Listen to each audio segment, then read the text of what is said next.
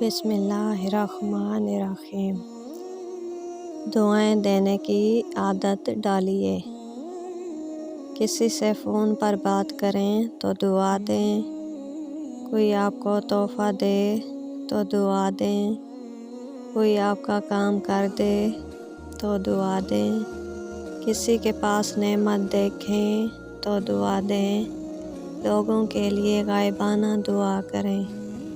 جو کسی کے لیے دعا کرتا ہے فرشتے اس کے لیے دعا کرتے ہیں۔